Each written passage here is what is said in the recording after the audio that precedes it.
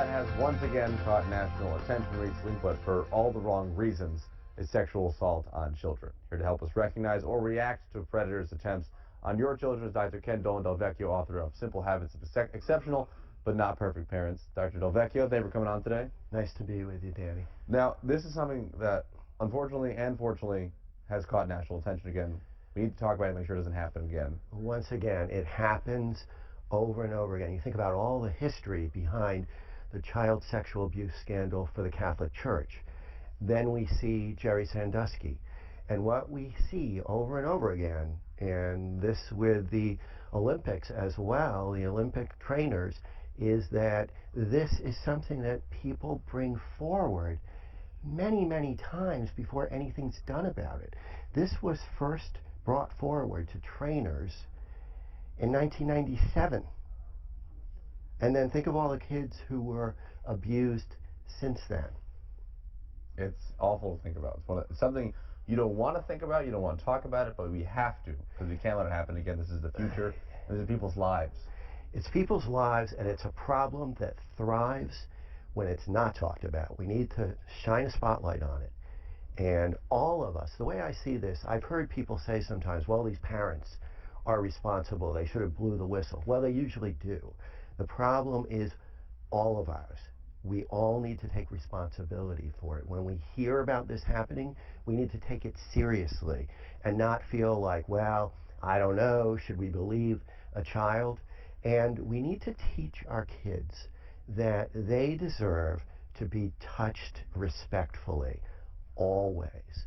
And that if somebody touches them in a way that they're confused by or that they find terribly uncomfortable, they deserve to bring that forward to their parents, or perhaps to another trusted adult.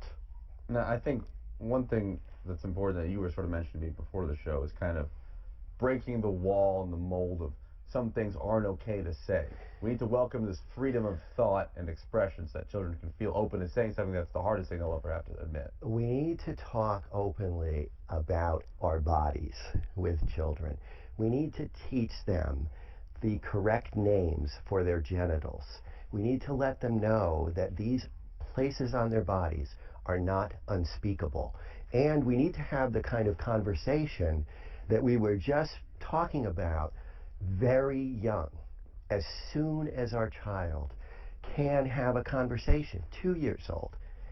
And then as they go through developmental stages, we're going to probably have the conversation a few more times. And it starts right here because you just said the word genitals, and I'm sure people at home right there felt uncomfortable. Mm-hmm. And it's that situation where people, that environment, people will feel uncomfortable. They won't talk about it when they really need to. Absolutely. It needs to be open. Absolutely. Now, how do you, if your child is going, you're scared now, because naturally you want to send your child to the doctor to make sure they're healthy and staying checked up on. But now you have to teach them some certain guidances so they know the protocol that they should be expecting. Well, the first thing is, if at all possible, you should stay in the room. Now, that is not a fail-safe, because with this revelation about all of these instances of abuse, many times the mother was in the room, but the predator was so good at his manipulation that he would put his body between mom and the child and maybe slip his hand under loose clothing. So it's a good idea to be in the room. We can also tell our children things like, if a doctor touches you in those private areas, he or she should be wearing a glove, and their hand should always stay outside of your body. And certainly, if you go to the doctor because you fell and hurt your wrist, or you've got a rash on your leg, there's no reason at all for a hand to go into other parts of your body. Should stay in that area. Absolutely. But once again, it's important to note that kids often won't describe what happened to them. They're confused, they're upset, they may have been very shocked at the time and essentially frozen. Because when we're stressed, when we have a big stress, we either fight, we flee, or we freeze.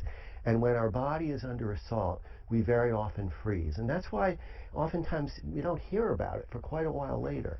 So we also need to watch our kids. And if they go to the doctor and they come out feeling really upset, or maybe they don't want to go to an event, a family event, where there's a particular relative there, and they don't say exactly why, but they're quite upset about it, we need to take that seriously. And if a child tells us that something has been done to them, we need to be all ears.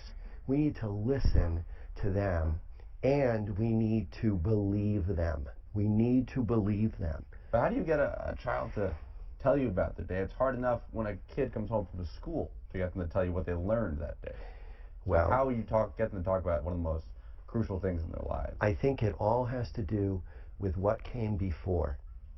What came before, the kinds of conversations that one might have with their child over time about the fact that they have the right to their body. Even things like if a stranger musses your child's hair, you have the right to say, on behalf of the child, I prefer that you don't touch my child without his permission or her permission. You can create the understanding for the child that their body is sacred. It belongs to him or her and no one else. But that reality that most children will defer to authorities is a huge challenge. And most adults will defer to authorities. So you think about, for example, physicians. For a very long time, physicians have been deities. We give them an extraordinary amount of regard. And priests, community of faith leaders of all sorts, teachers, elders in the family, we need to give a child the respect that they deserve when they tell us something that's very worrisome. We can't dismiss it. And I hope that people hear this segment and learn more about it, be more aware, to make sure it doesn't happen again. Ken, thank you so much for being here. It's very important. Great being with you, Danny.